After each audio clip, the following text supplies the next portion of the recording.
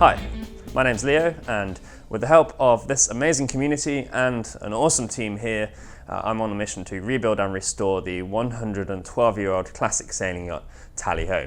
Now the time has finally come to start working on recasting our new ballast keel. So some time ago we tried to add a little weight to the original ballast keel because it had been knocked and bashed around over the years and lost some weight, and it needed more weight to meet the stability requirements for coating. So we tried to melt a layer of molten lead on top. It went spectacularly wrong.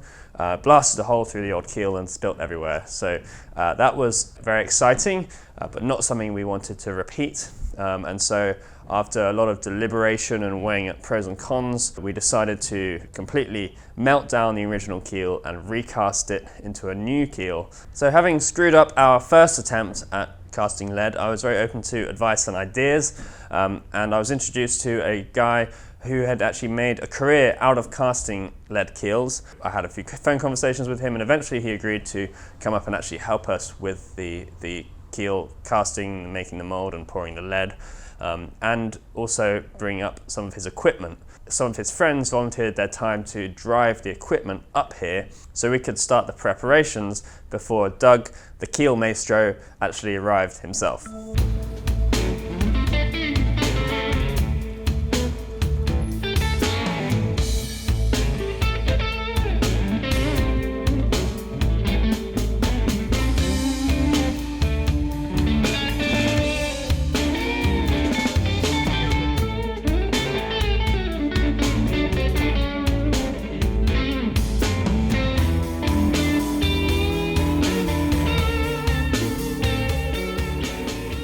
My name's Craig Smith.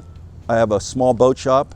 I was introduced to Leo's compelling story, and I shared it with my landlord, Doug Brower, who I poured keels with. We poured large America's Cup keels in that shop. We poured a lot of production keels, and Doug has probably poured every production keel in Santa Cruz. He was compelled to reach out to Leo and offer some advice, which Leo wisely took, and my friend Michael signed me up to deliver this equipment, and it's a great opportunity to be part of a little tiny part of this really compelling story. So it was really, really good of Craig and Michael to spend their time bringing all this equipment up here, and they helped out even more actually by using that truck to go and pick up some sand as well, which is going to be part of our mold making process for the lead keel, which we'll get into a little later on. So in terms of the actual equipment, we've got a bunch of stuff that Doug used to make keels. So this is the melting pot, which has a capacity of I think 25 to 30,000 pounds. That's over 13 tons, and we've got a big old propane burner and various other things. We've got a lot of channel, steel channel and pipe to make the box for the mold and plumb the lead.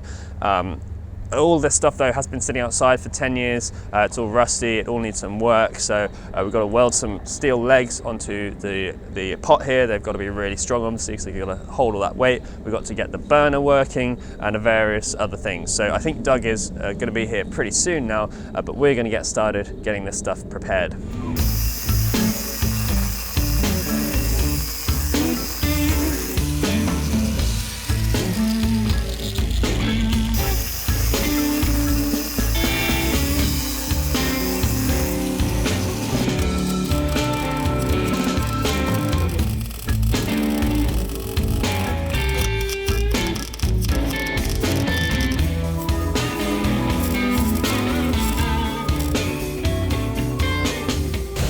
Well, this lead smelting pot is currently blocked up on some wood, but if we're going to heat it up to the melting point of lead, the wood's not really going to last very long, so we've got to put some metal legs on it. This partially filled lead tub is so awkward to move around. We're trying to just weld the legs on from below. There's a lot of spatter and pieces of metal coming off of the weld. And because I'm positioned below what I'm welding, all of that spatter ends up just clogging the nozzle of the welder.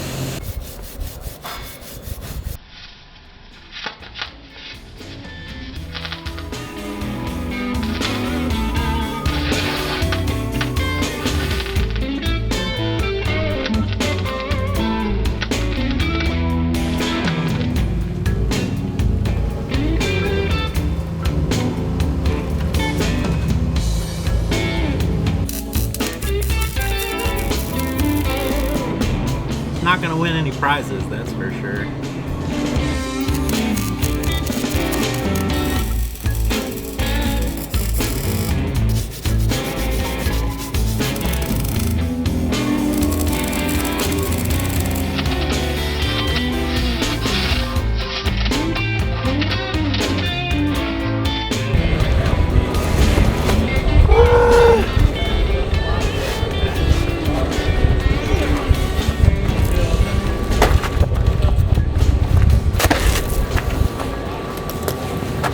Done! You finished? I finished, finally! After a full day of sitting underneath this thing. Nice job. Thanks! How's it feel? How's it feel? I got a lot of sparks in my ears, which I've never done before, and feels painful.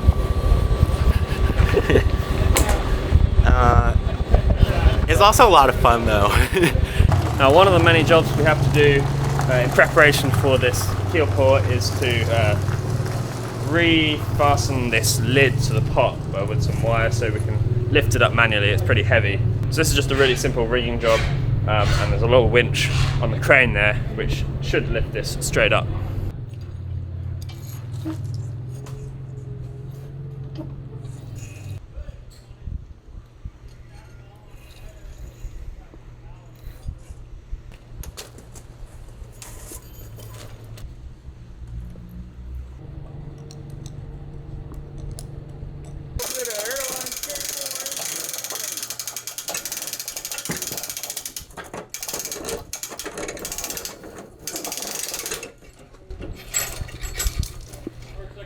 And that's how Leo lost his hand.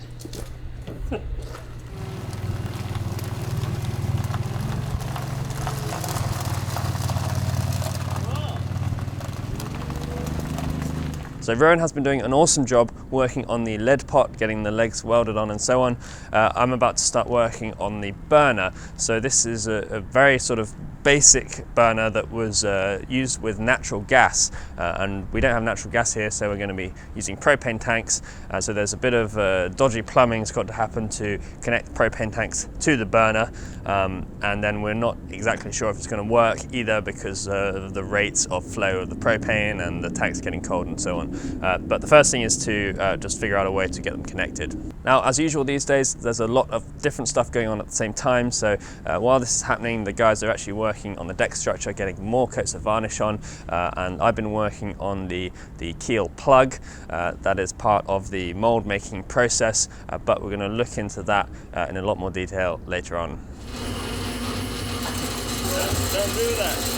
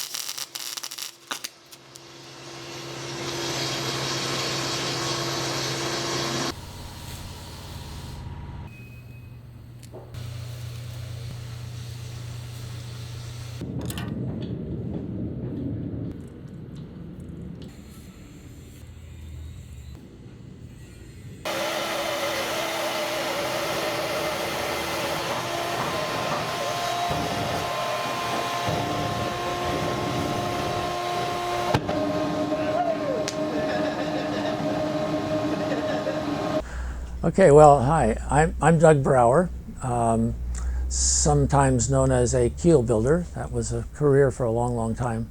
I'm from Santa Cruz, California, and I was introduced to the Tally-Ho project.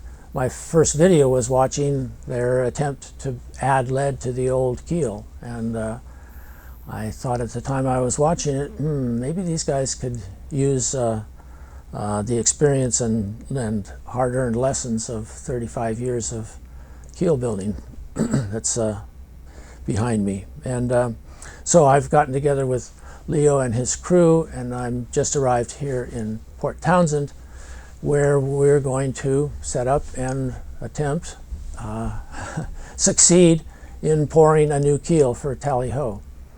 I poured keels for about 35 years, possibly as many as a couple thousand keels. I'm not sure, I didn't keep track, but the vast majority in terms of numbers were production keels, where I could pour 5 or 6 keels a day.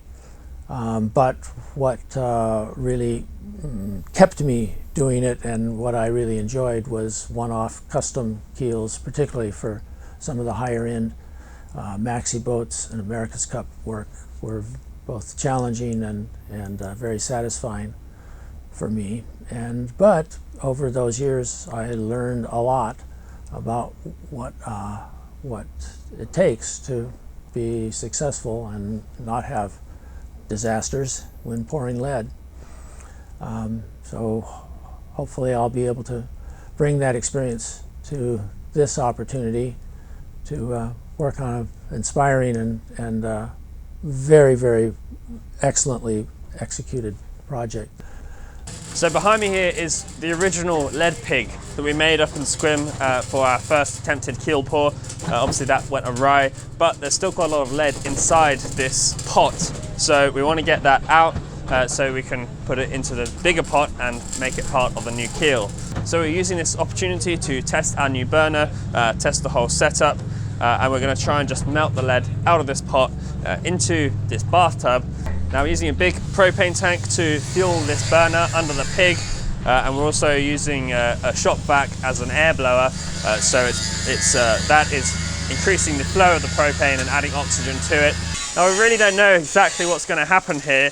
Doug seems to think it will be okay, but there is water in the pig. I'm not exactly sure how that's going to react. Hopefully it'll all just evaporate before the lead melts fully.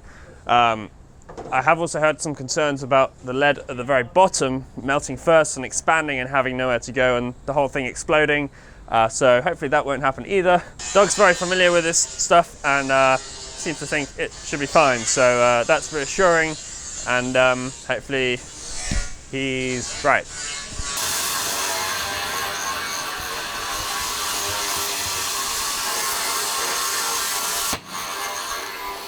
What do you think, Doug? Are we ready? That remains to be seen. Let's fire this off and see what it does. All right.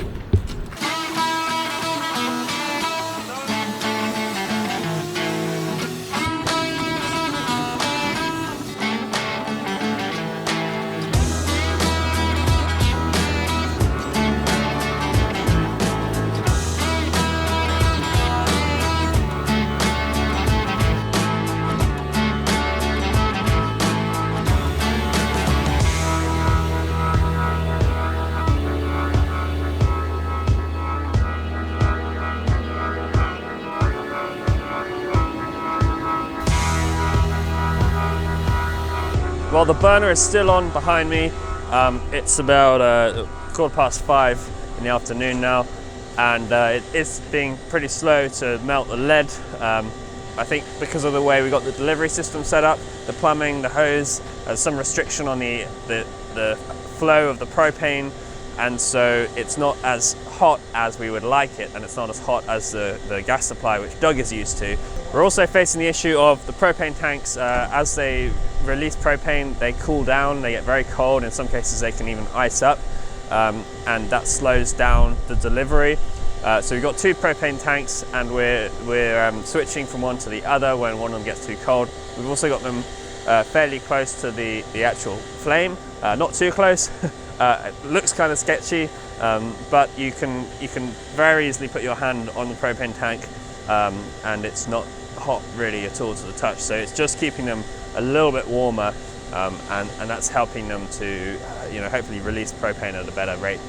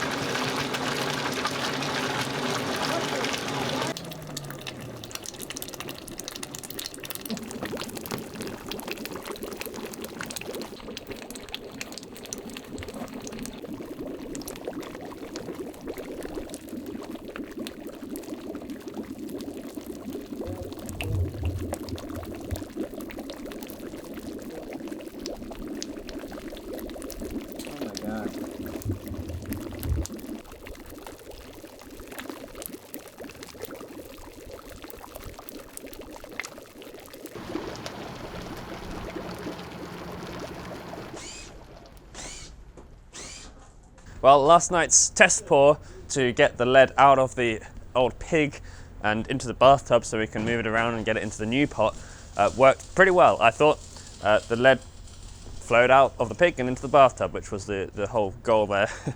We got a little bit of splatter, but nothing too bad, and we pretty much got all of the lead out, which is nice. Doug was thinking there was going to be quite a bit stuck in there, and the bathtub turned out to be pretty much exactly the right size, which is lucky. I mean, which is the result of extremely careful calculation.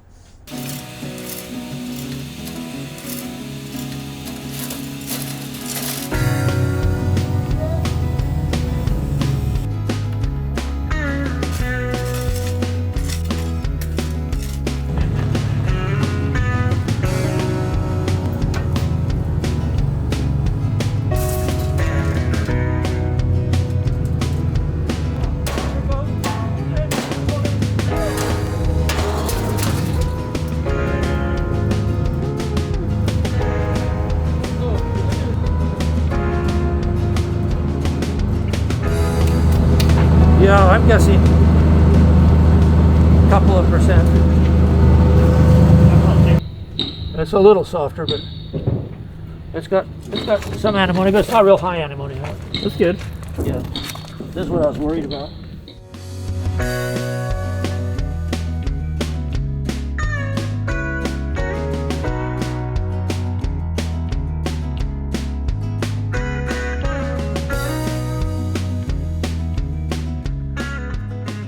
Well, this is my little baby girl orange soda that I just bought last week, and yeah, I just kind of figured I wanted something to chuck out on the water whenever I wanted to, and just kind of figure out how this whole sailing thing works. It's a Capri Cyclone, 1975, 13 foot.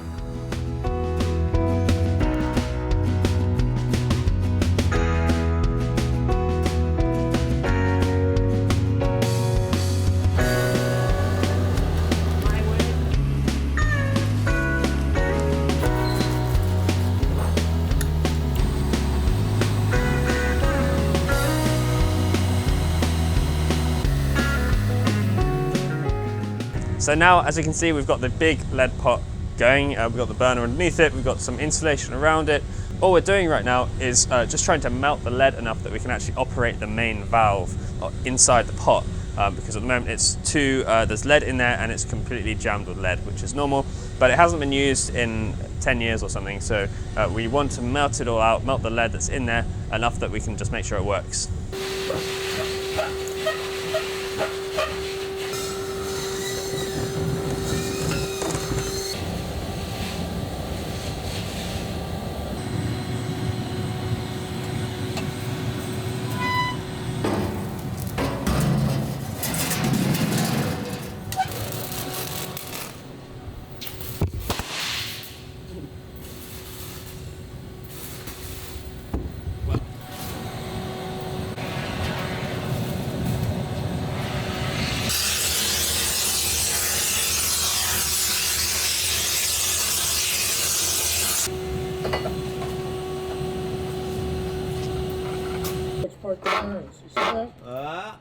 Yeah.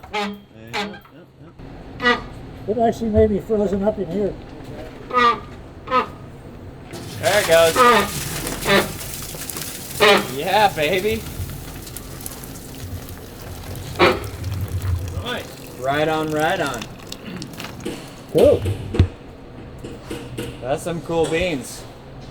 That seems less that seems less sketch. Little bit. This valve. Than a bronze Ball valve. Bronze ball valve with a bronze gate valve with a bad rubber gasket. Sacrifice it, Doug. Do it, Doug. New shovel. Prayers have been To said. the heavy metal gods. Slayer. Let's see if it'll. Trying to anneal it. Let's see if we can soften it. Yeah. Yeah.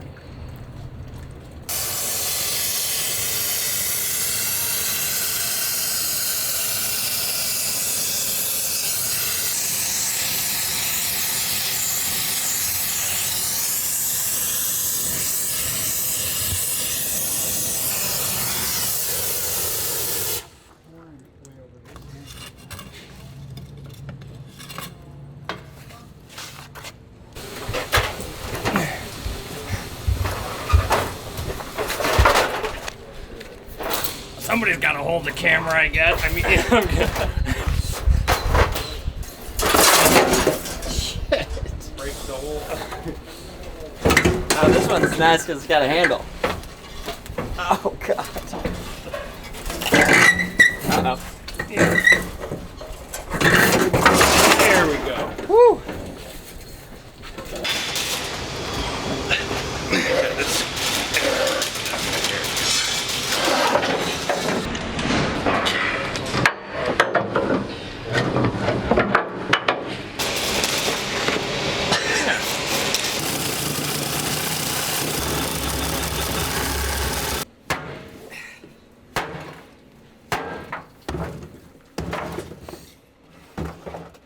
Nice. Yeah, you show that. Grr! So that test worked really well. We were able to open and close the valve, so that's a big relief. All that lead which was already in the pot, that was left over from Doug's last keel pour 10 years ago. So we've started loading in smaller pieces of lead now, small bits we got lying around and bits from the spill. And you can pretty much throw anything in the lead pot. It doesn't matter if the lead has bits of steel embedded in it, or one of those pieces had some fire blanket in it, but basically everything floats in lead, so you can just skim all that stuff off the top when it's molten. Now the bigger pieces of lead though, the old ballast keel, which is going to make up the vast majority of this new keel, is going to have to be chopped up into smaller pieces, because right now they're in pretty long pieces and they won't physically fit into the top of the pot. Luckily I already found out that lead cuts pretty easily with a chainsaw.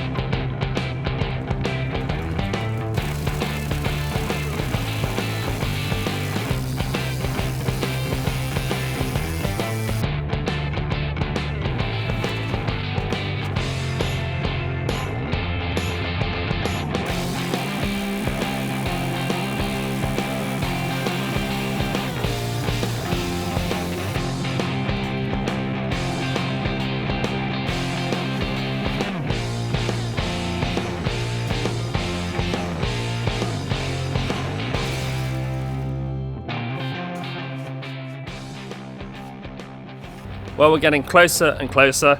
I've just been cutting up all the big sections of the old lead keel into smaller sections that we can more easily get inside the pot to melt them.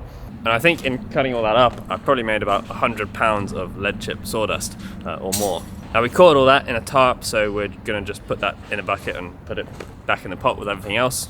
So now we pretty much have all of our lead pouring equipment and the lead itself ready to pour the keel. We're only missing arguably the most important part of the whole equation, which is the actual mold which we're going to pour the lead into. So we're going to build the mold by first building a form or a positive plug or template of the keel that we want. And then we're going to build a steel box around that, and we're going to fill it with a sand and resin mix that's going to set, and then we're going to lift it off the plug, flip it over, and then that will be our mold that we can pour the lead into. So we're going to cover that process in the next video, but for now, thanks a lot for watching, and a massive thank you to everyone who has donated or otherwise supported this project. It does make a huge difference, and it means that I'm able to make these videos and we're able to keep doing this work. So I really, really appreciate it, and I'll see you next time. Cheers.